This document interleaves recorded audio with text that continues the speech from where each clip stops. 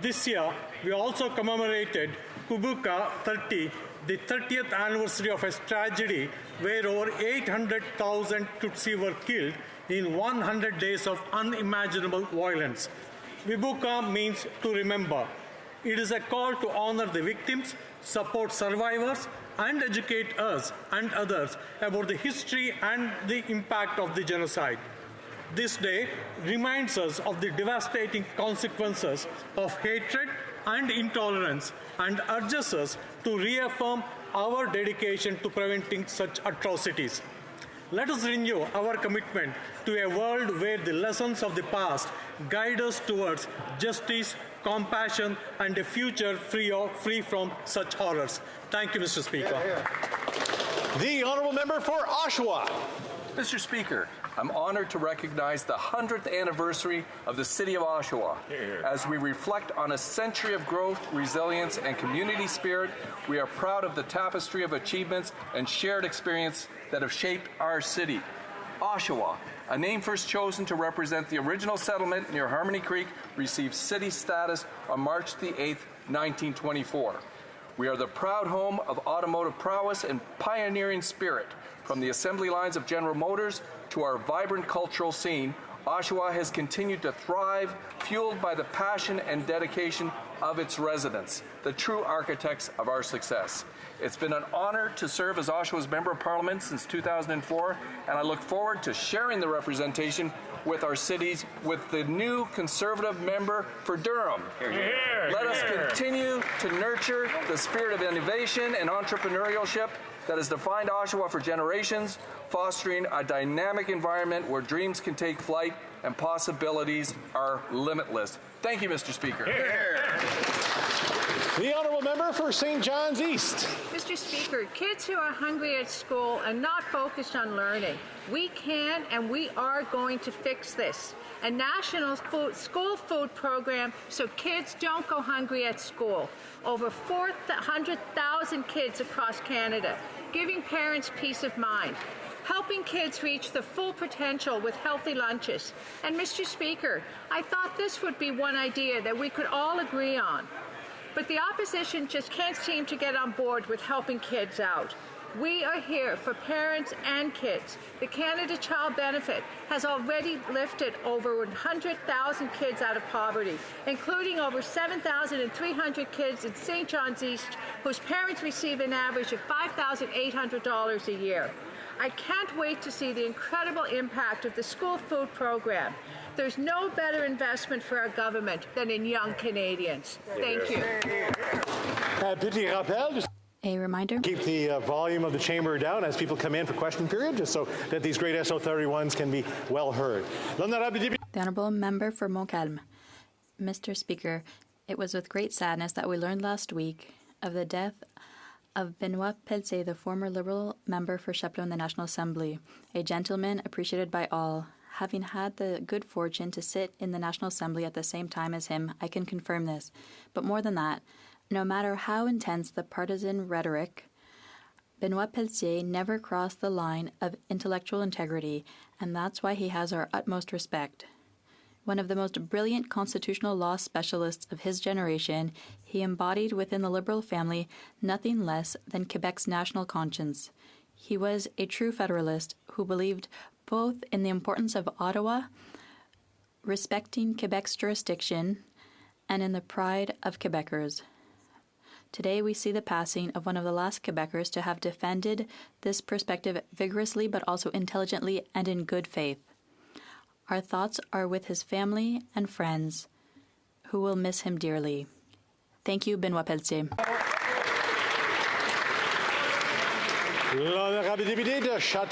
The Honourable Member for Châteauguay-Lacolle.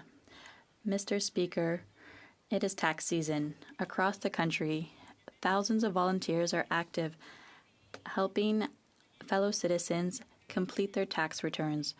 In our riding of Châteauguay-Lacolle, soon to be the Jardin de Napierville, the Suroît Volunteer Tax Clinic, the Volunteer Action Centre of Greater Châteauguay, and the Jardin Volunteer Action Service are on the ground, helping people qualify for our excellent programs, such as the Canada Child Benefit and the Canadian Dental Care Plan, the GST credit, the Disability credit, the Caregiver credit, and many more.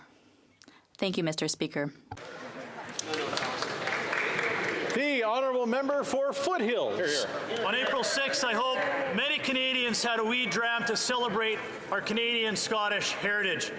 It is Happy Tartan Day. This is to commemorate the declaration of our oath signed on April 6, 1320, signifying the independence of Scotland. It is a day to honour the strong bonds between Canada and Scotland and the immense influence this relationship has had on our cultures. Like millions of Canadians, and as chair of the Canada-Scotland Friendship Group, I'm immensely proud of my Scottish connections. My wife was born there, and my kids were raised to honour their Scottish heritage. It started in Nova Scotia more than 40 days ago, but now Tartan Day is recognized across Canada to celebrate our deep Scottish roots. Last weekend, many Canadians proudly donned their kilts with their colourful family tartans, listened to bagpipes, maybe did a Highland fling, or tossed a caber at a Highland Games. I would encourage all Canadians next year to join with friends and family and celebrate Happy Tartan Day. Salante. Here, here.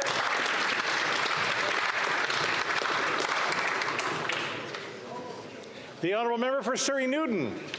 Waheguru Ji Ka Khalsa, Waheguru Ji Ki Fateh. Mr. Speaker, this month marks the 5th anniversary of Sikh Heritage Month. This act, which I introduced as private member's bill, received royal assent on April 30th, 2019. Sikh Heritage Month allows us to celebrate and educate future generations about the inspirational role that Sikh Canadians have played and continue to play in communities across Canada. On April 20th, Khalsa Day and Baisakhi will be celebrated in Surrey Newton. The annual Nagar Kirtan will attract over 500,000 people of all faiths and backgrounds. The celebration signifies commitment to equality while upholding the spirit of selfless service and unity. I thank Sikh Canadians across our nation who over the past 125 years have helped build Canada into the country it is today. Jo bole so nihal.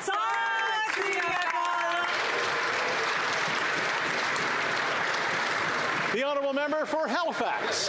Mr. Speaker, it's widely acknowledged that schools play a fundamental role in assisting our youth in their intellectual and personal development. Today, then, I rise to commemorate the 175th anniversary of the Sacred Heart School of Halifax. Throughout its history, Sacred Heart has remained committed to the mission of its founder, St. Madeleine Sophie Barra, and her conviction that education has the power to bring about societal change. Over the years, Sacred Heart has provided generations of students with an exceptional experience, one focused on educational excellence, community, and of course, heart. They have demonstrated that their students can be the best in the world, all while still being the best for the world. Sacred Heart alumni are making significant contributions to our country, notably in medicine and research and culture. So congratulations to Sacred Heart on their 175th anniversary, and thank you for the many contributions you make to Halifax and to the world. Wonderful. Bravo. The honourable member for Sherwood Park, Fort Saskatchewan. This Prime Minister used to say that no relationship was more important to him than Canada's relationship with Indigenous peoples. And yet this NDP Liberal government has been using Indigenous contracting to funnel money to well-connected government insiders in ways that produce no actual benefit for Indigenous communities. That's right. This is a gross betrayal of taxpayers and of Indigenous peoples. David Yao is the Arrive Scam contractor whose company made $8 million while, according to his own LinkedIn page, he was simultaneously a government employee. We still don't know what he actually did for the money. Yao's two-person company benefited from an Indigenous contracting set-aside, even though no Indigenous communities saw any of the money. Wow. Indigenous leaders have warned that the Liberals' approach to contracting is encouraging shell companies and other modes of obfuscation to gain an advantage in procurement processes, all to the detriment of legitimate Indigenous peoples of Canada, communities, and businesses. It's time to end the corruption, to respect taxpayers, and to insist that Indigenous contracting policies actually benefit Indigenous peoples, not well-connected NDP Liberal insiders. The honourable member for Brampton South. Waheguru Ji Ka Khalsa, Waheguru Ji Ki Fateh. Mr. Speaker, this week, Sikhs in Canada and around the world are celebrating Vaisakhi and Khalsa Divas. That is why today Sikh Canadians from coast to coast came together to celebrate this auspicious celebration on the Hill, where they attended a 3-day-long religious prayer followed by a kirtan and langar. I want to welcome and thank you everyone who took the time to celebrate with us today. Vaisakhi is a time for Sikhs to reflect on their faith, history, and values as they come together as a community to celebrate equality and the spirit of selfless service. This April, we also celebrate the 5th anniversary of Sikh Heritage Month, a time to acknowledge the achievements of Sikhs as they have been an integral part of Canada's history and reflect on the teachings of Guru Gobind Singh Ji, who established Khalsa Panth in 1699. On behalf of the residents of Brampton South, I wish everyone in Brampton and across the world happy Sikh Heritage Month and happy Vaisakhi. Thank you, Mr. Speaker. The Honourable Member for York Simcoe. Mr. Speaker, can you hear that? That's the sound of stomachs rumbling from coast to coast to coast.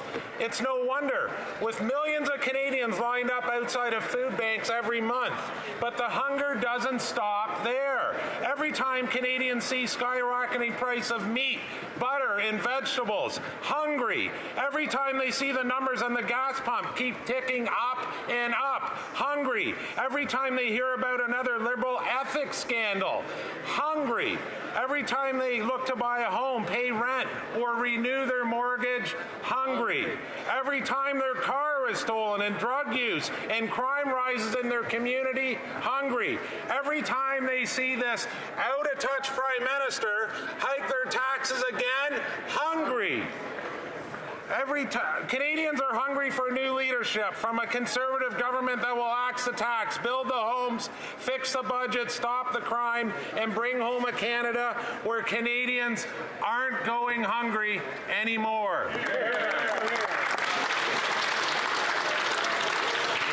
The Honourable Member for Calgary Shepherd. The Financial Post headline says it all. Scotiabank reports Bank of Canada rate cuts could be delayed due to high government spending. Under this Prime Minister, our national debt has more than doubled, more than all other Prime Ministers combined. The consequences are spiraling inflation, skyrocketing interest rates hitting every single Canadian family. Now, rents and mortgages have doubled, food banks see record visits in the millions, and where's the Liberal government? Well, it's MIA, missing in action. This year alone, Canada will spend $46.5 billion just to service the growing debt. That's more than we spend on healthcare annually in the entire country. After 8 years of this NDP Liberal government, common sense Conservatives demand a dollar for dollar rule. For every new dollar spent, a dollar has to be found and saved. It's common sense. We need to stop the reckless overspending, stop inflation, and stop punishing Canadian families. After all, this is how Canadian families balance their own budgets every single month. So enough is enough. My constituents know that this Prime Minister is just not worth the cost, and after the next carbon tax election, we'll finally have a Conservative government. The Honourable Member for Sherbrooke. Thank you, Mr. Speaker. There are people who know how to leave a positive mark on their community, like a Sherbrooke couple to whom I would like to pay tribute today, Shamika Mahmoud and Patrick Rahim Ali. Originally from Madagascar, they worked hard to first become owners of a pharmacy in Sherbrooke's East End, where they served our community for 28 years. They have also made it their mission to give back to their community. Involved in the World Traditions Festival, Setco Vitae Foundation, Maison Oxygène, and several community kitchens, they also financially support a number of Sherbrooke community initiatives. Passionate about the arts, the couple are also active in the cultural community, notably at the Sherbrooke Museum of Fine Arts. With their children, Kevin and Sarah, they founded Immeuble Kézar to contribute to the development of urban projects that promote a mix of residential, commercial, and cultural activities. This inspiring couple is a source of pride for Sherbrooke. Patrick and Shamika, a huge thank you for all you do for our community. I wish you a happy retirement. I know that everyone's getting excited for question period, but we still have a few SO31s to do, so just want to make sure we keep the conversations as low as possible. The honourable member for Vancouver Kingsway. Mr. Speaker, I rise to bring to Parliament's attention the outstanding contributions of Progressive Intercultural Community Services to British Columbia and Canada. This superb social services society has been helping individuals in our communities for decades. I wish to congratulate them on the resounding success of their Mega Jobs Fair held recently in Vancouver Kingsway. This event matches the talents and energy of workers with the aspirations and needs of employers. I want to recognize Satbir Singh Chima, PIC's CEO, whose extraordinary leadership steers this great organization. His vision, skills, and compassion are key to their success. I also wish to recognize longtime Vancouver Kingsway resident Inderjeet Hundal, PIC's Director of Seniors Housing. Mr. Hundal's respect and care for our elders is a model for us all. Finally, we remember Sharan Gill, the founder of PICS. His commitment to social justice inspires us to this day. Let's celebrate all who work for PICS, who are committed to building an inclusive Canada where everybody's potential can flourish. The Honourable Member for Montarville. Mr. Speaker, on behalf of the Bloc Québécois, I would like to offer our most sincere condolences to the family and loved ones of Jacob Flickinger, who died on April 1st in Gaza. An aid worker for the World Central Kitchen, Mr. Flickinger grew up in Saint-Georges-de-Beauce before moving to Stoneham and then to the United States, where he lived with his wife and their one-year-old baby.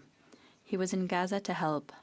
He was in Gaza, like thousands of aid workers, to restore a little hope to a place that has been devastated since the start of the conflict with Israel. In times of war, when the worst atrocities are often committed, we must remember those who are ready to sacrifice their lives in the name of humanity and fraternity. Thank you, Mr. Flickinger. Thank you for your selflessness and generosity. Let us hope that the world's leaders will learn from your courage and convictions and finally find a solution to this interminable and intolerable conflict.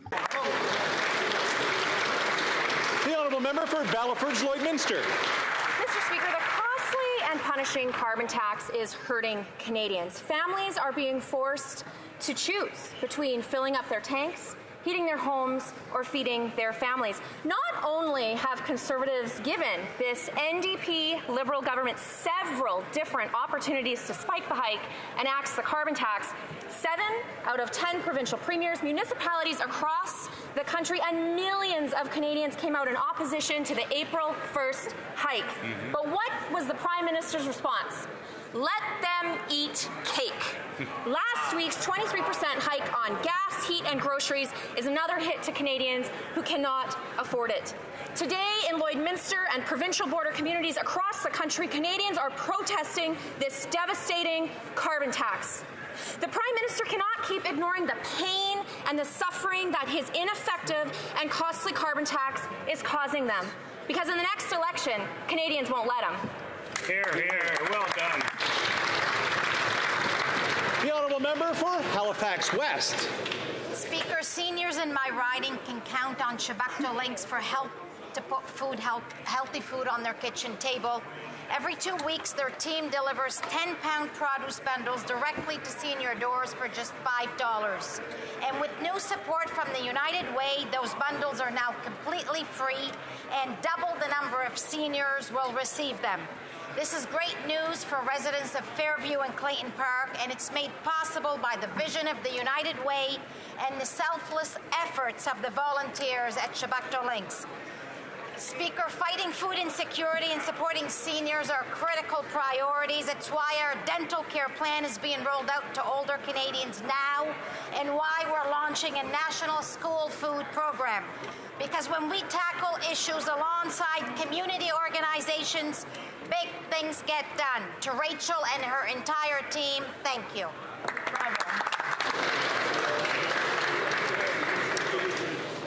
Order. I have the honour to inform the House that the Clerk of the House has received from the Chief Electoral Officer a certificate of the election and return of Mr. Giovanni, member for the Electoral District of Durham.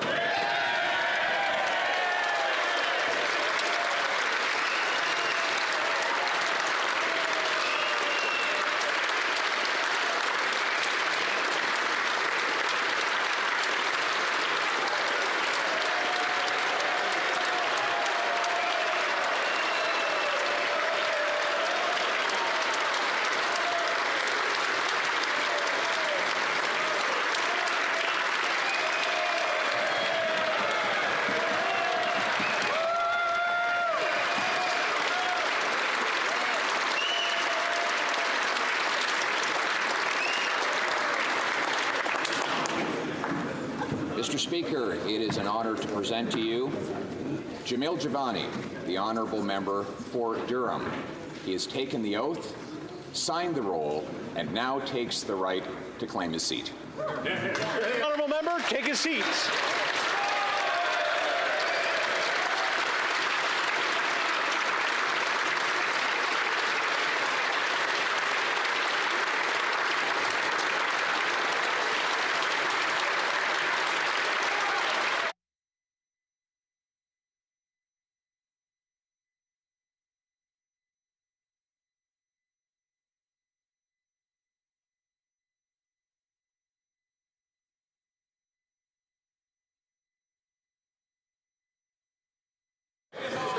Say, every day could be like this. Oral questions, question orale.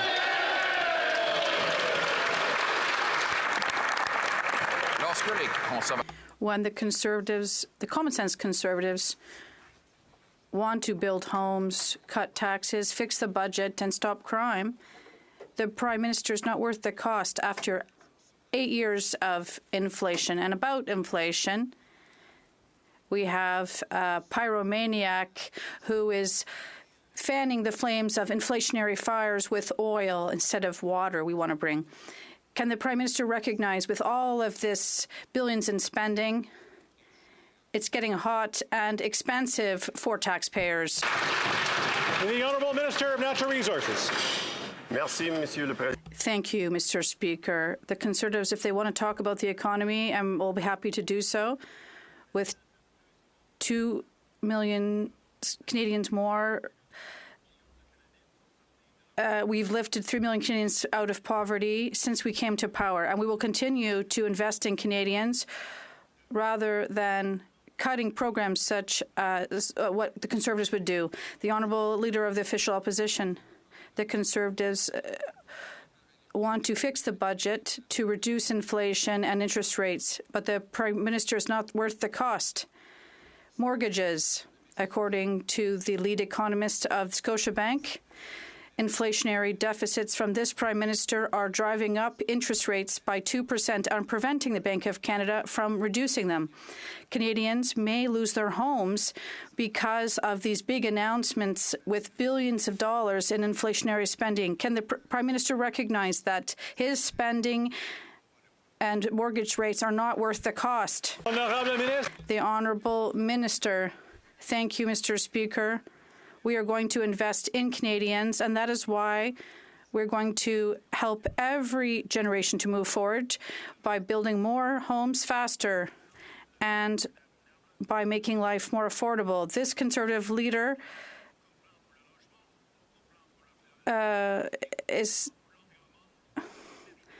does not believe that everyone deserves a fair chance. We want to put fairness first. Well, we do have a common sense Conservative plan to axe the tax, build the homes, fix the budget, and stop the crime. While this Prime Minister is not worth the cost after 8 years. On inflation, with all his multi-billion-dollar announcements, he is like the pyromaniac pretending to be a fireman, except the hose is spraying gas on the inflationary fire rather than water. According to the Scotiabank's chief economist, these inflationary deficits are driving up mortgage payments. Doesn't he realize that all of his spending is putting the heat and the costs on our homeowners? The Honourable Minister of Natural Resources. Thank you, Mr. Speaker. This government has a plan for an affordable and prosperous future. We have a plan that is focused on ensuring that we are building more homes faster, making life more affordable, and growing an economy that works for all Canadians. The Conservative leader has no plan for affordability other than a bunch of taglines. He has no plan for addressing the environment. He has no plan for the economy. We believe in ensuring that Canadians have a fair chance to succeed, and we are acting on that. The Honourable Leader of the Official Opposition. Mr. Speaker, our plan is to axe the tax and cap the spending to bring down inflation and interest rates. We will have a carbon tax election, and people will choose whether they want to quadruple the tax to 61 cents with the NDP and the Prime Minister, or axe the tax under my common sense leadership. And in the meantime, people can't afford to eat. So will the Prime Minister show a little bit of compassion and accept my common sense demand to axe the tax on farmers and food? The Honourable Minister of Housing. Mr. Speaker, it is laughable when I hear the Conservative leader talk about affordability. He mentioned in a previous question some concerns he has around housing policy. His plan to build more homes is to cut investments in home building, is to raise taxes on those who are building homes, and when it comes to actually changing the way cities build homes, his deputy leader held a press conference to explicitly declare that Conservatives were siding with the NIMBYs when it comes to zoning reform. We are going to do what's necessary to put money on the table to build more affordable housing, create market conditions to get more homes built, and change the way that cities build homes so we can solve the housing crisis. The Honourable Leader of the Official Opposition. He caused the housing crisis, Mr. Speaker. Under his role as housing minister, the amount of a paycheck necessary to make payments on an average mortgage is gone up to a record smashing 64% from 38%. And he is the only one, along with his Prime Minister, that wants to raise taxes on home building. A massive carbon tax on the building materials that go into assembling those homes. So, will the Prime Minister, instead of hiking the tax, accept my common sense demand to axe the tax on farmers, food, and houses at the same time? The Honourable Minister of Infrastructure and Housing. Mr. Speaker, it's interesting because he's actually put his plan on the record, and his plan includes putting the GST back on apartment construction for hundreds of thousands of middle-class homes in this country. He has one of the worst records in the past decade of anyone when it comes to getting homes built when he had the position responsible for housing in Parliament. Mr. Speaker, while he was minister, they built exactly 0 new apartments, 0 cooperative units, and only 6 affordable housing units across the entire country. We are helping get hundreds of thousands of homes built in this country, and we will do what it takes to solve the crisis once and for all. The Honourable Member for La Prairie. After pharmacare, dental care, and MAID, you'd think we'd seen the last of federal interference in Quebec's jurisdiction. No, the Liberals have announced that they also want to tell Quebecers how to build housing. This is the same government that lost control of immigration, created a Arrive scam, which is unable to pay its own employees through Phoenix, that created a monumental passport crisis, and it's unable to manage its own borders. Imagine, this same government wants to lecture the provinces and Quebec. Are they not at least a little embarrassed? The Honourable Minister. Mr. Speaker, investing in housing in Quebec, is the Bloc against this? Investing in our daycares, is the Bloc against this? Making sure that our young Quebecers go to school with full tummies, is the Bloc against this? If that's the case, may they do like the Conservatives. Bloc Conservatives seem to be on the same side. It's the Bloc Conservative Party. The Honourable Member for La Prairie. The Prime Minister has the gall to add that if the provinces don't want to bend to his conditions, they don't have to take federal money. Do you know what we call that, Mr. Speaker? We call that blackmail, and not with federal money. There is no federal money. It's Quebecers' money. This government, incapable of doing its own job, has no legitimacy to deny Quebecers their share of the money they pay in taxes.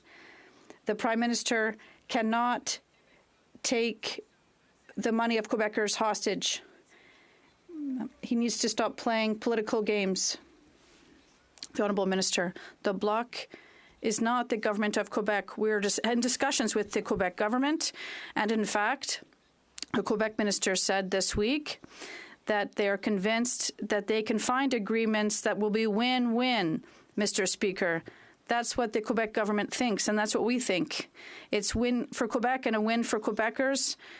It's just not a win for the Bloc. Once again, they're doing the same thing as their friends, their Conservative colleagues, and it's the same thing today. It's the Conservative Bloc together. The Honourable Member for Burnaby South. How much money the Conservatives gave away to big corporations when they were in power? $60 billion in free money. Now, imagine what we could have done with $60 billion. Instead of giving them to corporate handouts, we could have built 1 million affordable homes. Now, the Liberals love to criticize the Conservatives, but they maintain those same corporate handouts. So my question to the Liberals, will they stop the free ride for CEOs? Will they stop the $60 billion in Conservative corporate handouts and start investing to build homes that people can afford, start building a life that people can afford? The Honourable Minister, Natural Resources. Thank you, Mr. Speaker, and thank you, the Honourable Member, for the question. Fairness is extremely important for Canadians. It is important that we are building a society that is socially just, that is prosperous, and that is environmentally sustainable. Our budget is going to focus on building more homes faster, making more life more affordable for Canadians, and growing an economy for the future. We are very proud of the work that we are doing. We are certainly ensuring that fairness informs everything that we do. The Honourable Member for Burnaby South. Had nothing to say about the Conservative corporate handouts that they maintained. The last time the Conservatives were in power, big business got a big handout. A blank check for $60 billion. A gift that the Liberals kept up. This money could have been used to build millions of affordable housing units. This is the price of voting Conservative. Will the Prime Minister commit today to reversing the Conservative $60 billion handout to big business? Yes or no? Yes. The Honourable Minister. Mr. Speaker, I'd like to thank my colleague for his question. It's really important to invest and to build a lot of houses quicker and more affordably. It's necessary to ensure that we can solve the housing crisis. We are working at the same time to help grow the economy as we put money on the table, as we announced this week, to create an acquisition fund for nonprofits who are going to maintain affordability permanently. That's on top of the Affordable Housing Fund, which is investing billions of dollars to put a roof over the head of the most vulnerable. Mr. Speaker, we will do what it takes to make sure everyone in this country has a safe and affordable place to call home. The Honourable Member for Calgary Forest Lawn. Last week, this woke Prime Minister hiked his carbon tax scam 23%, despite a majority of Canadians making him spike the hike. As we see record-smashing food bank usage across the country, farmers will pay another $1 billion into this scam, making the cost of groceries even more expensive. After 8 years, this Liberal NDP government is not worth the cost or corruption. Will he finally axe the tax for farmers and food and pass Bill C-234 in its original form in next week's budget, or is his agenda to push even more families into the food banks? The Honourable Minister of Employment and Workforce Development. Mr. Speaker, I would like to know if members of the Conservative Party who come from Alberta have paid particular attention to what Premier Danielle Smith said about the Canada carbon rebate when she said she manages the finances of her own house, and it turns out that the Canada carbon rebate gives her family more money than she puts in the price on pollution. And guess what? She lives in rural Alberta, so she gets even more, Mr. Speaker. That's the plan. I don't know what the heck they're talking about.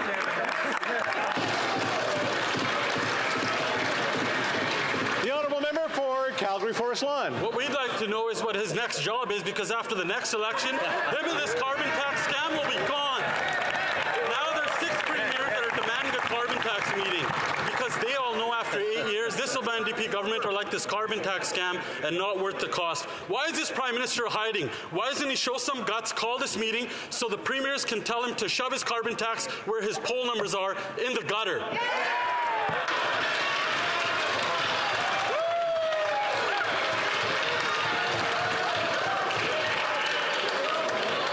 I know we've been away for a couple weeks, and we're looking forward to seeing each other, but try to keep our comments as reasonable as possible.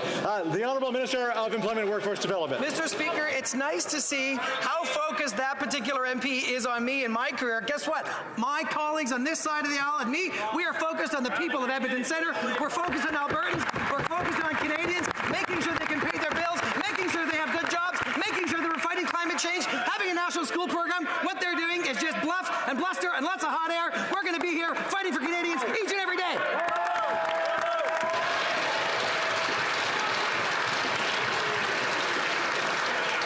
It's great seeing all of you guys too. This is awesome. The Honourable Member for Haldimand Norfolk. After 8 years years of this Liberal NDP government, cost of living is out of control. Farmers are suffering, and food has become unaffordable because of the carbon tax. Almost 2 million Canadians are going to the food bank every single month. Yet, on April 1st, the Liberal NDP government increased the carbon tax by 23%. Will this Prime Minister stop punishing Canadians and farmers and pass Bill 234 in its original form? The Honourable Minister of Natural Resources. Thank you, Mr. Speaker. I do think that it's time that the Conservative Party stop trying to mislead Canadians. The price on pollution is an effective mechanism for reducing carbon emissions, and 8 out of 10 Canadian families get more money back, a fact that was underlined by 200 economists across this country that said it is the most efficient and most effective way to reduce emissions that ensures we address affordability. And in fact, Saskatchewan Premier Scott Moe last week said he explored alternatives to carbon price, but he found they were too expensive. Well, my goodness, we've been saying that for years.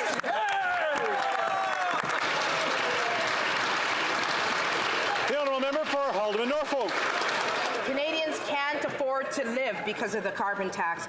Common sense Conservatives will axe the tax, build the homes, fix the budget, and stop the crime. After 8 years of this Liberal NDP government, rent and mortgages have doubled. The Liberal NDP government is just not worth the cost or the corruption. Will this Prime Minister commit to immediately passing Bill 234 in its original form, cancel the carbon tax, and once again make life affordable for Canadians? The Honourable Minister of Natural Resources. This is the fundamental problem with this remade Conservative Party, where policy is based on ideology and ignores all of the facts. 200 economists from across this country underline that the price on pollution enhances affordability for those on modest incomes and addresses climate change in an effective manner. Even Scott Moe and Daniel Smith have said that. And these folks sit on their hands, these climate-denying Conservatives. It is time they listen to people who actually know what they're talking about and abandon their plan to simply let the planet burn. The Honourable Member for Charlebourg-Saint-Charles. Mr. Speaker, I was in Trois-Rivières last week, where the housing vacancy rate is 0.4%. Yet a new CMHC report shows that construction will drop drastically over the next year. As a result, CMHC predicts that demand will drive up housing prices, but it doesn't make sense. Does the Prime Minister realize that people will end up in the streets because of his insane policies? The Honourable Minister. Thank you, Mr. Speaker. My colleague is right to raise the issue of costs and affordability of housing, particularly in Quebec. That's why it's so surprising that the Conservatives are against investment that we're making for affordable housing, including social housing in Quebec. First, they perhaps noticed a few weeks ago, we announced that we'll be reaching objectives for affordable housing construction. And secondly, they still haven't apologized, to the best of my knowledge, for the accusations, the insults they made with respect to Quebec members of Parliament, including those locally. The Honourable Member for Charlebourg-Saint-Charles. Mr. Speaker, what we saw over the past week are only photo ops, because current programs that are being announced as new have been in place since 2017. And since then, nothing has almost been done with these programs. So once again, photo ops, they don't work. What we're seeing now is that for 8 years now, there's been out-of-control spending. Will the Prime Minister finally listen to the head of the Bank of Canada and stop his uncontrolled spending that do nothing but drive up interest rates? The Honourable Minister. Mr. Speaker, if my colleague is looking for photo ops, I would ask him to come with me to visit a project in his riding, the Monte Rosso. We haven't seen him for the past few weeks since project was announced. Ms. Marchand was there a few weeks ago, and they seem to have forgotten in his own riding. Hundreds of housing units were built, rather than the only mere 6 units that his leader built when they were in power. The Honourable Member for Longueuil-Saint-Hubert. Mr. Speaker, if Ottawa wanted to accelerate housing construction in Quebec, they would pay Quebec the housing money. We're ready. We have our own standing programs. We're the only ones in Canada. Simply announcing unconditional transfers would suffice. But no, the Liberals are threatening to deprive Quebec of this funding if it refuses their conditions. And we're announcing a dispute with the federal government until 2025. We have a housing crisis. People want funding, not bickering. Why not just pay Quebec its share without strings so we can do the work now, not in 2025? The Honourable Minister of Infrastructure and Housing. Mr. Speaker, like my colleague is looking for disputes. We're looking for a solution. Yes, there's a housing accelerator fund. There are discussions underway. We have reached an agreement for several billions to build affordable housing for all provinces. So we're going to continue to make the necessary investment to address future housing in Quebec and across the country. The Honourable Member for Longueuil-Saint-Hubert. It's not just a Quebec question of jurisdiction, because when the government gets involved, it takes longer. It's true. Quebecers want the government to work together, but the federal government is not doing it. The Liberals have said it themselves. They want to squabble until January 2025 to impose their conditions. Who does this help today? Who does it help to know that there'll be no construction starts in 2025 because the federal government is not working as a team? The Honourable Minister of Transportation. Mr. Speaker, my colleague is talking about squabbles, but they are the undisputed champions of these squabbles. They seem to take inspiration from them. That's their whole lives. It's the raison d'etre to bring these to Ottawa. And as I've said, Mr. Speaker, we're investing in housing, unlike the Conservatives, and they are going to vote with the Conservatives, though. We don't want children to go to school hungry, but they're going to vote against that. That's the new Bloc Conservative Alliance. The Honourable Member for Longueuil-Saint-Hubert. Mr. Speaker, we are lacking 5.8 million units by 2030, and the Liberals still find time to squabble instead of taking action. If their priority was to accelerate housing, they would give the money to Quebec. Are they trying to accelerate housing or slow their slide in the polls? The new Liberal housing announcements are taking hostage Quebecers who are struggling to find housing with their own money for electoral purposes. In the midst of a housing crisis, is this putting priorities in the right place? The Honourable Minister of Transportation. Mr. Speaker, once again, we are in discussions with the government of the Quebec, but the Bloc is not speaking on behalf of the Quebec government. Actually, they are campaigning against the current government, against the Parti Québécois. And in the meantime, we are reaching agreements with Quebec on housing, on daycare, on regional internet access, on many measures, Mr. Speaker. Why? Because it's good for all Quebecers. And when it's good for Quebecers, it's bad for the Bloc Québécois. The Honourable Member for Kelowna Lake Country. Mr. Speaker, it's shocking that the average Canadian family must now spend 63.5% of their total pre-tax household income in order to afford a mortgage for the typical home in Canada. Now, it's even way worse in British Columbia, where that's 106%.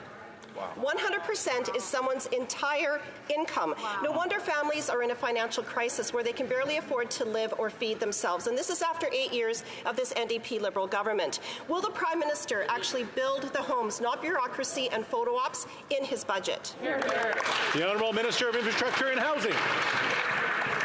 Mr. Speaker, I take the question with a heavy dose of irony, considering that we've invested $31.5 million through the Housing Accelerator Fund in that member's constituency. Moreover, Mr. Speaker, this is a fund that not only she, but every Conservative member of Parliament vows to take apart should they form government. Where they will cut funds for housing, we will make the investment. Where we cut taxes, they will put them back on. We are doing what it takes to make it easier to build homes faster, and we're going to put Canadians to work in the process.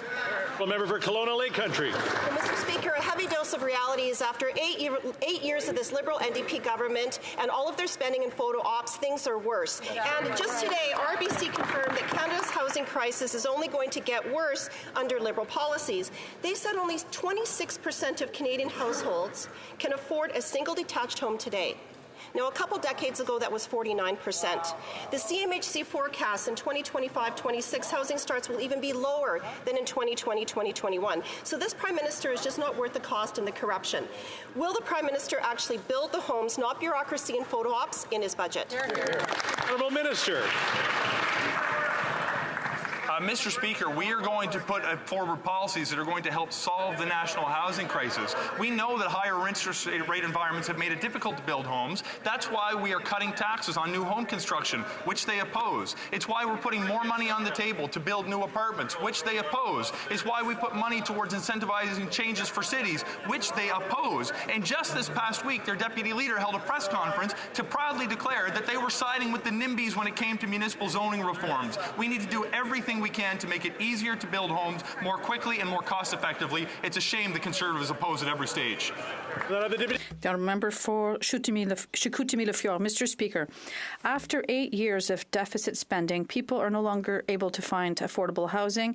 There's still more bureaucracy than common sense solutions. This Prime Minister is not worth the cost. In Saguenay, in just 24 hours, a landlord received over 200 requests for his apartment, and apartments are becoming increasingly rare and expensive. Mr. Speaker, in his next budget, will this Prime Minister finally build housing and stop adding red tape? The Honourable Minister of Public Services. Thank you, Mr. Speaker. The next budget is coming up, and we already know there will be other measures for housing. And my colleague also needs to know that only 2 months ago, we signed with the Quebec government an agreement for $1.8 billion. And this will provide the largest number of new housing units in the history of Quebec. This is an exceptional event that stems from extraordinary collaboration. Unlike the Conservatives who are just squabbling and insulting people, the provinces and the municipalities in particular, we are working for Quebecers with hundreds of thousands of units for the coming years. In Griesbach. Mr. Speaker, Shah Zeb is a young dad in Toronto. He feels stuck. He can't afford to leave his parents' home, and like many Canadians, is feeling hopeless. 85,000 people in Toronto alone are waiting for social housing, and it's because 30 years of Liberals ignoring the problem, while the gut and cut Conservatives lost over 800,000 affordable homes. Are the Liberals going to keep throwing money at rich developers for luxury condos, or will they start to build social and affordable housing Canadians desperately need? Hear, hear, hear. The Honourable Minister of Infrastructure and Housing. Mr. Speaker, let me begin by congratulating my friend and colleague on his recent appointment. I look forward to working with him to defend housing for the most vulnerable in the months ahead. With respect, Mr. Speaker, we have put investments on the table that are building affordable housing for low-income families over the past number of years, and we are accelerating that work. The upcoming federal budget is going to include $1.5 billion to help nonprofits acquire social housing so it can be kept affordable forever. We have made in the fall economic statement an additional $1 billion investment to build more affordable housing stock, and we're working with provinces and territories by putting federal money on the table and using federal leadership to help solve the housing crisis, including for the most vulnerable. I'm looking forward to continuing this work alongside my colleague. The Honourable Member for Nunavut. Grocery prices in the north are still sky high. In the latest flyer from Northmar in Iqaluit, a jar of pasta sauce is over $10. When I asked the Minister of Northern Affairs about the Broken Nutrition North program, he pointed to internal reviews and studies. Indigenous peoples and Northerners do not need more studies. They need to put food on the table.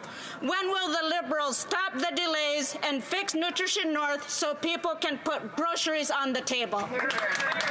The Honourable Parliamentary Secretary to the Minister of Northern Affairs. Thank you, Mr. Speaker, and I want to thank my colleague for her question. We know that affordability is an issue for all Canadian families, and we know that it is even a larger issue across the north. That's why in our time in government, we have doubled our investment in programs like Nutrition North.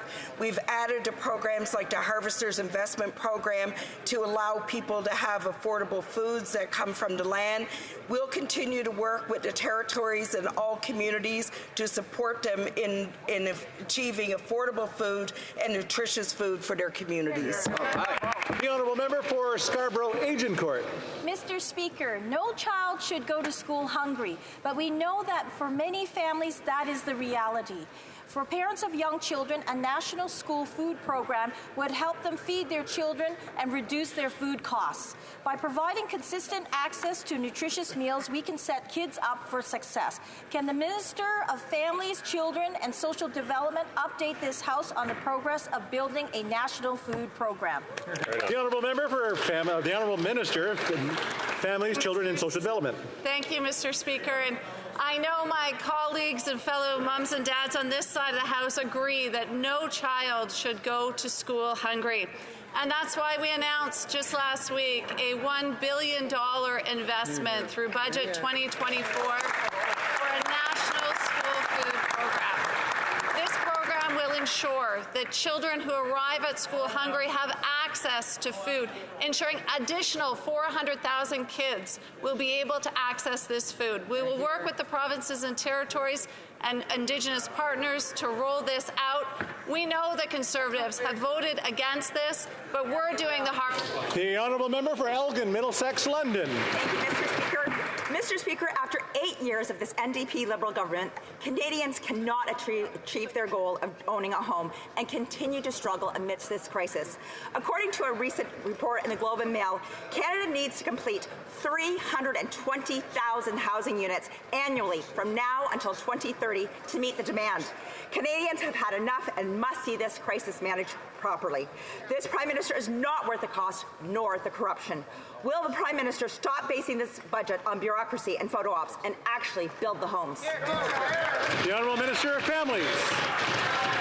Mr. Speaker, quite the contrary. You know, I have the opportunity to speak with many mums and dads across this country about the programs that we've been putting in place to support them. I recently spoke to Chris, who lives in Peterborough. She's a Trent University student. She shared the impact of our waiving of the interest on student loans. She shared the impact of being able to access $10 a day childcare, as well as the Canada Child Benefit. These programs have saved her tremendously and helped her and her daughter get ahead. Member for Elgin, Middlesex, London. Very much, but Canadians need a home, and Canada has not built any fewer homes than we did back in the 1970s, where our population was half of what it is today. We need 320,000 units being built before 2030. This requires a record pace of construction, which will already exhaust an already burnt-out workforce. Canadians need solutions. This Prime Minister is not worth the cost. Will this Prime Minister stop making announcements and just get the houses built? The Honourable Minister of Housing. Stanley. Helps mums and dads across this country afford a home, Mr. Speaker. Being able to have access to $10 a day childcare and get back into the workforce. We're seeing record numbers of women, of moms, get back into the workforce, giving them the opportunity to contribute to their family finances and be able to afford a safe place to live. Contrast that to the Conservatives' continued fear-mongering. On this side of the House, we're doing the hard work to support families. That's right. The Honourable Member for Mégantic-L'Érable. After 8 years of this Liberal government, finding housing in Canada is a nightmare. It's ironic to see the ministers and prime ministers traveling the country boasting how incompetent they've been in terms of housing. And the proof is that the CMHC reminded them last year that average home prices doubled last year, and that is under the Liberals. Will next week's budget finally be used to build homes, or is it going to increase red tape? The Honourable Minister. Thank you, Mr. Speaker.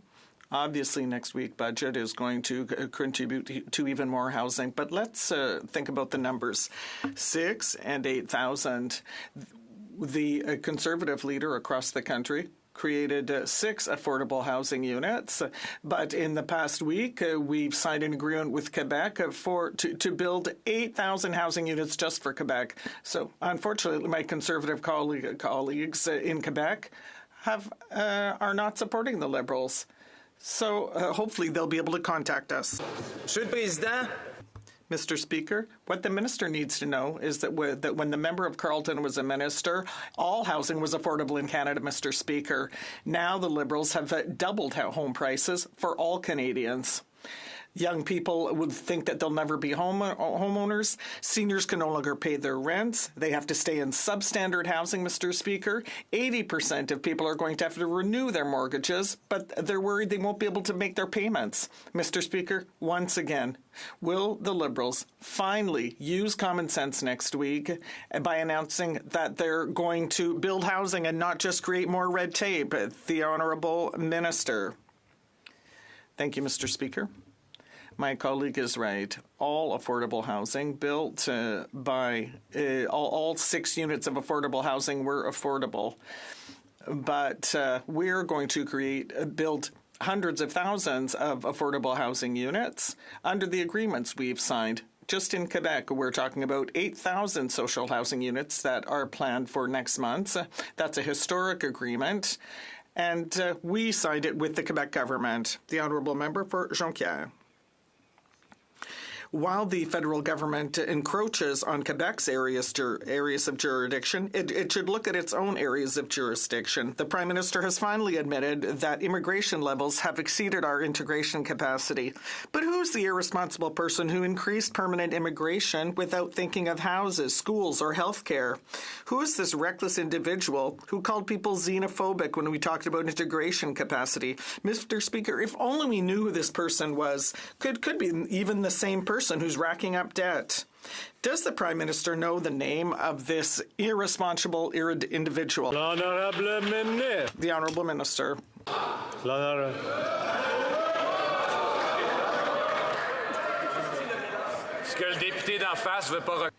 What the member across the way doesn't want to recognize is that we have an excellent relationship with the Quebec government. I visited with the minister to see where we can work together. We agree that we want to partner to ensure that temporary people here who have the services they need. Thank you. The Honourable Member for Jonquière. Since the Prime Minister is responsible for the largest population increase since 1957, many people are blaming him for the housing crisis. Sure, he lit the fire, but is he trying to put it out? Did he lower immigration targets? No. Did he lighten Quebec's loads in terms of asylum seekers by sending them elsewhere? No. Has he reduced temporary immigration? No. He wants to hike it to 2 million. That is the highest level since last year, but the highest in history. Now that he sees that there's an integration capacity problem, is he going to fix it? The Honourable Minister of Immigration. The Bloc Québécois should watch the news because we said that we were going to reduce the level of immigration from 7% to 5%. So where do they think that we should cut then? And they should need to be specific because they all have temporary workers in their ridings. So they need to be clear on what they want. Presenter. Mr. Speaker, Canadians are clear on the 2 most important economic issues we face: inflation and high interest rates. And they understand that government deficits cause inflation. Runaway deficits cause runaway inflation. This year's deficit is expected to be $47 billion, $7 billion higher than forecast. To say this is a runaway is an understatement. The Bank of Canada, the governor, has been clear. Deficits are the main factor keeping interest rates high. Will the Prime Minister cap his runaway spending with a dollar-for-dollar rule to bring down interest rates and inflation? Hear, hear, hear. The Honourable Minister of Natural Resources. Thank you, Mr. Speaker. It is important that a responsible government addresses issues around affordability. It addresses issues around environmental sustainability. It invests in growing a clean economy, and it has a sound fiscal management strategy. We are doing all of those things. On the other side of this House, we have a Conservative Party of Canada who simply wants to cut and to cut and to cut. They will cut affordable childcare. They will cut dental care. They will cut the National School Food Program. They will cut the entire climate program. They will actually cut investments in growing a clean economy for the future. My goodness, it's such an irresponsible position that these folks are taking. The Honourable Member for Calgary Centre. Mr. Speaker, this government is just throwing taxpayer money at a wall without any thought about execution, and it's making matters worse for Canadians. It's a whack-a-mole approach to economic policy. Obviously, After 8 years of this NDP Liberal government, Canadians can't afford this Prime Minister, his excess spending, nor his corruption. Scotiabank says that rate cuts could be delayed by high government spending. Wow. Next week, the Minister of Finance will table her budget. It is time for the deficits to stop. Will the minister commit to a dollar-for-dollar reduction in order to bring inflation and interest rates under control? The Honourable Minister of Natural Revenue. Mr. Speaker, on this side of the House, we will always be there to support Canadians, especially vulnerable Canadians, while maintaining a prudent fiscal position, including a AAA credit rating, Mr. Speaker, and the lowest debt-to-GDP ratio in the G7. We've been there for seniors with increases in the GIS and the OAS. We are there for school children with a national school food program. We are there for millennials and Gen Z with affordable housing and rental accommodation. Mr. Speaker, on this side of the House, we know how to do prudence as well as providing for the most vulnerable in this country. Thank you. The Honourable Member for Charleswood, St. James, Assiniboia, Headingley. You know what's keeping interest rates so high, Mr. Speaker? Liberal deficit spending. That's what. Yes. Now we can add Scotiabank to the long list of economists saying after 8 years, this NDP Liberal government is not worth the cost. Record high deficits are keeping housing, food, and fuel at record high prices. Will the Prime Minister fix the budget and adopt our common sense conservative policy by bringing in a dollar-for-dollar rule to bring down inflation and interest rates? The Honourable Minister of the Treasury Board. Mr. Speaker, unlike the party opposite, we actually know the role of the Independent Bank of Canada, which is to set monetary policy. While we are prudently managing taxpayer dollars, we will continue to invest in Canadians. Because of our policies, 86% of women between the ages of 25 and 45 are in the workforce. That's the Canada Child Benefit, and that's $10 a day childcare. Every single time the party opposite has an opportunity to support Canadians, they vote against, Mr. Speaker.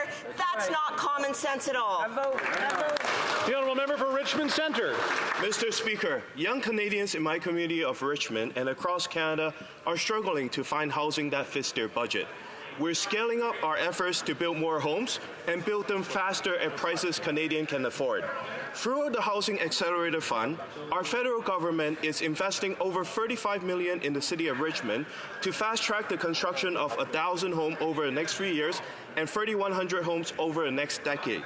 Can the minister share with my community of Richmond and communities across British Columbia on how our government is supporting housing in Budget 2024? The Honourable Minister of Infrastructure and Housing. Mr. Speaker, let me thank my honourable colleague for his advocacy for his community that's going to help get thousands of homes built in Richmond over the course of the next number of years. In the upcoming federal budget, we're going to continue to put measures on the table that help accelerate the pace of home building.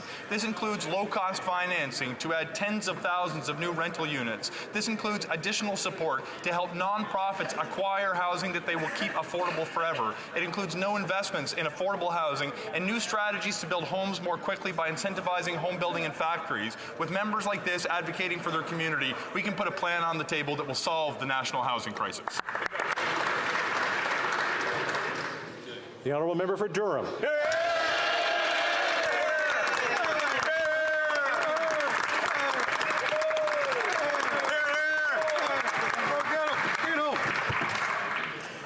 Mr. Speaker, Durham Region is home to many millennials who dream of owning a house one day. For 8 years, this Prime Minister has been promising affordable housing, and yet things are only getting worse. Millennials know this Prime Minister is not worth the cost. The Liberal NDP government continues to announce expensive photo ops in the lead-up to the federal budget. But we know, as millennials, that we deserve better. That's right. How can we ever believe any of these broken promises from the Liberal NDP government again?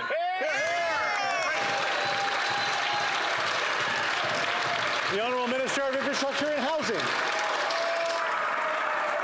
Mr. Speaker. Let me begin by offering my sincere congratulations to our newest colleague in the House of Commons. It's wonderful to have you here. What he may not realize, Mr. Speaker, being new to the House, is that his leader is actively campaigning on commitments to build fewer homes than we are already projected to build.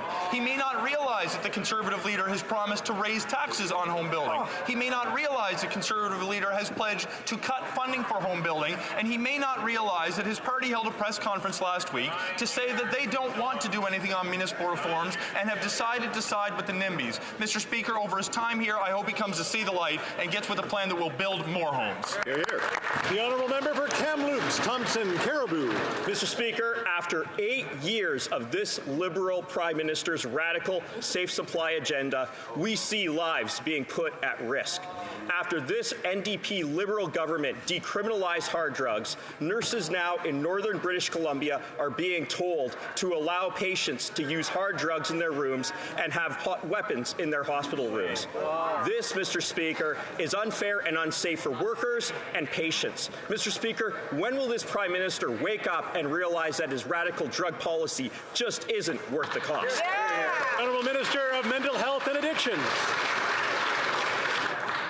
Mr. Speaker, every healthcare worker in this country deserves to be safe in their place of work. That's why this government passed legislation exactly for that reason. I too am concerned about the reports and expect the BC government to take the necessary actions to address the concerns raised by healthcare providers. On this side of the House, Mr. Speaker, we're saving lives. On that side of the House, they're busy with slogans and stigma. The Honourable Member for Cumberland-Colchester. Mr. Speaker, 300% more government-issued opioids are being seized by police in British Columbia. More drugs on the street mean the street prices for opioids are falling across this country, and that's what we're seeing. This delusional NDP Liberal government wants you to think that giving out free drugs to our most vulnerable is a cure. But Canadians know this is nonsense. When will this narcissistic Prime Minister, who is not worth the cost, crime, or corruption, end this cruel and disastrous...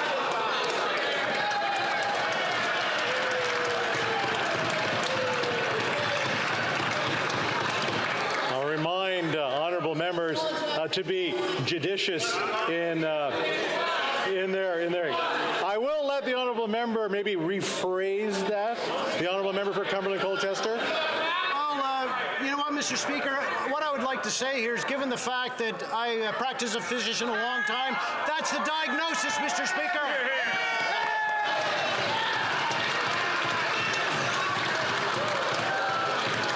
Listen, maybe we'll have a quick chat after question period. The Honourable Minister of Mental Health and Addictions. Mr. Speaker, while the Conservatives want to sow fear and stigma, on this side of the House, we know that we have to stick to the facts. The RCMP says there is no evidence to suggest widespread diversion of drugs from prescribed alternatives is happening. However, prescribed alternatives are not the issue, Mr. Speaker. Any diversion is illegal in this country, whether it's medication for ADHD, pain management, or anything else. Those are the facts, Mr. Speaker. 70% of the overdose deaths are from an illegal toxic poison supply, and I challenge the member to actually read the data. The Honourable Member for Egmont.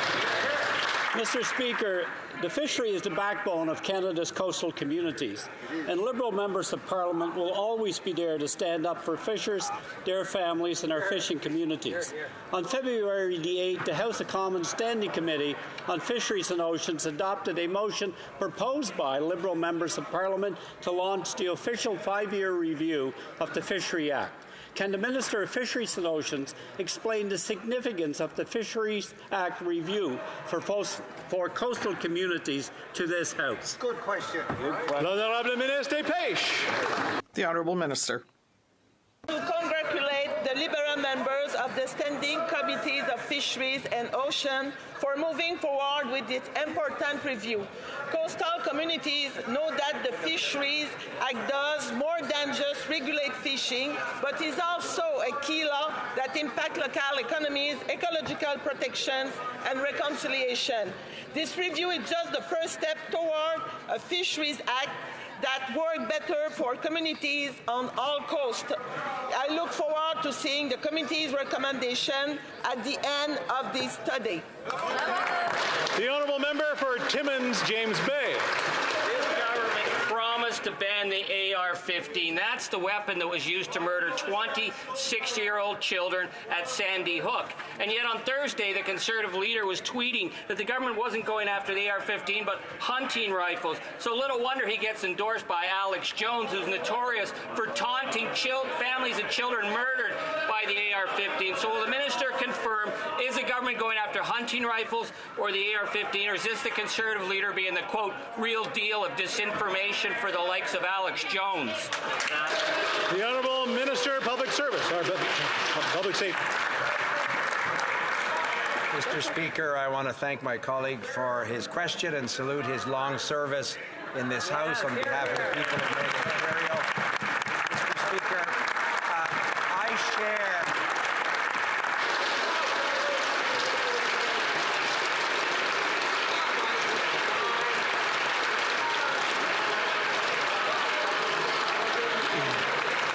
the Honourable Minister of Public Safety. I've never had that much applause, Mr. Speaker, in the House before.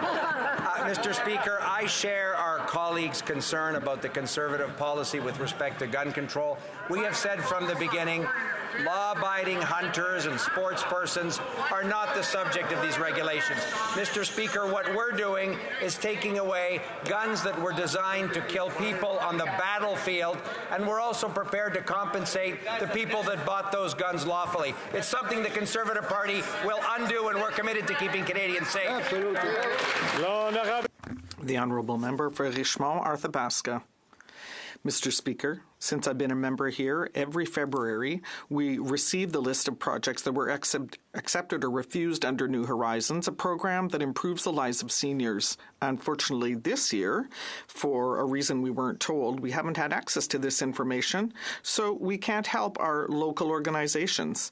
I've sent 3 emails, made 5 phone calls, and even sent a fax to the Office of the Minister of Labour and seniors, but I didn't even receive an acknowledgement of receipt. Mr. Speaker, it's very discouraging. In order to do our work properly, we would like the Minister to explain why we're not getting this information, and will the situation be rectified? Thank you. The Honourable Minister. Mr. Speaker, and I thank the Honourable Member for the question, and even a fax. So I've got no excuse.